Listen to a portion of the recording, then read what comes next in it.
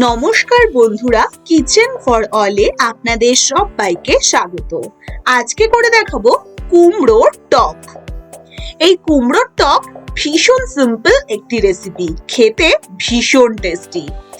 আর এই গরমে খাবারের শেষ পাতে যদি হয় এইরকম একটি টকের রেসিপি, তাহলে কিন্তু ভীষণ তৃপ্তি হয়।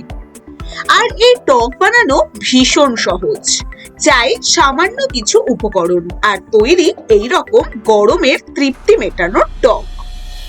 তার জন্য প্রথমেই আমি ফ্রাই প্যানে দিয়ে দিলাম সর্ষের তেল। একটু বেশি করে পরিমাণ মতন সর্ষের তেল দিয়ে দিলাম। এবার সর্ষের তেলে সবার প্রথমে বেশ কতগুলো এরকম ডুমো ডুমো মিষ্টি কুমড়ো ভেজে নেব। এক বাটি মিষ্টি কুমড়ো এইভাবে ডুমো ডুমো করে দিয়ে দিলাম। একটু যখন মিষ্টি কুমড়োটা লালচে লালচে হয়ে আসবে, তখন তাতে দিয়ে দিতে হবে এরকম ডুমো ডুমো করে কাটা বেগুন। বেগুন ভাজতে যেহেতু একদম বেশি সময় লাগে না, তাই প্রথমে মিষ্টি কুমড়োটা একটু লালচে লালচে করে ভেজে নিয়ে এবার বেগুন দিয়ে 2 থেকে 4 মিনিট ভেজে নিন।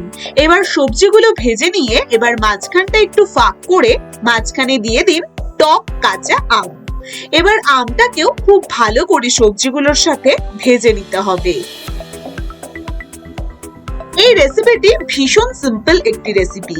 এবার আম দিয়ে সবজি দিয়ে 5 মিনিট খুব ভালো করে ভেজে নিয়ে এবার একটি পাত্রে তুলে রাখুন। ভীষণ সিম্পল একটি রেসিপি, আর তৈরি করতেও সময় লাগবে মাত্র 5 থেকে 10 মিনিট। এবার সবজিগুলো তুলে নিয়ে এবার ফ্রাই প্যানে দিয়ে দিন সামান্য সর্ষের তেল, খুব সামান্য। এবার তাতে ফোড়নের জন্য দিয়ে দিন একটি শুকনো লঙ্কা আর মৌরি মেথি।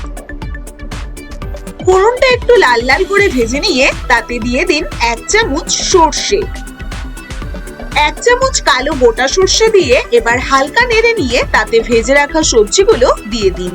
ভেজে রাখা সবজিগুলো দিয়ে এবার তাতে আমি সবজি ভাজার সময় নুন দেইনি, এবার তাতে পরিমাণ করে নুন দিয়ে দিলাম আর দিয়ে দিলাম সামান্য হলুদ গুঁড়ো, একদম সামান্য। এবার তাতে পরিমাণ মতন আমি এখানে বড় বাটির 2 বাটি জল দিয়ে দিলাম। আপনারা পরিমাণ মতন জল দিয়ে দেবেন, কারণ টকটা একটু পাতলা পাতলাই ভালো লাগে। এবার পরিমাণ মতন জল দিয়ে সবজিগুলো নাড়াচাড়া করে ঢাকা দিয়ে রাখতে হবে 10 মিনিট। 10 মিনিট খুব ভালো করে মিডিয়াম ফ্লেমে ঢাকা দিয়ে রেখে দিন। এবার 10 মিনিট বাদে ঢাকনা সরিয়ে নাড়াচাড়া করে দেখে নিন সব সবজিগুলো কিন্তু বেশ ভালো সেদ্ধ হয়ে গেছে। দেখুন, আমি দেখে নিলাম সব সবজিগুলোই বেশ ভালো সেদ্ধ হয়ে গেছে। এবার তাতে ওপর দিয়ে দিন 2 চামচ মতন চিনি। 2 চামচ মতন চিনি দিয়ে একটু চিনিটাকে ভালো করে মিশিয়ে নিয়ে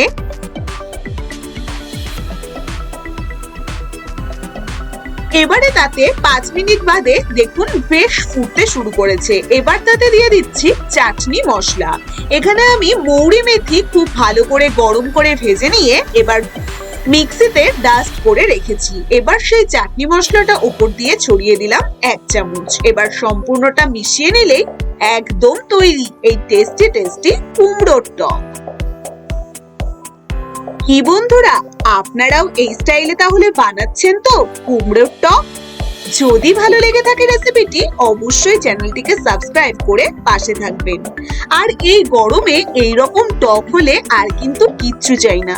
আমরা তো প্রত্যেকেই কাঁচা আমের টক বানিয়েছি, কিন্তু কখনো যদি এইভাবে মিষ্টি কুমড়ো আর বেগুন দিয়ে আমের টক খেয়ে না থাকেন, অবশ্যই একবার ট্রাই করে দেখতে পারেন। ভীষণ টেস্টি হয়, ভীষণ। বন্ধুরা, এভাবেই আমার পাশে থেকো আর ভালো থেকো। আজকের মতো টাটা।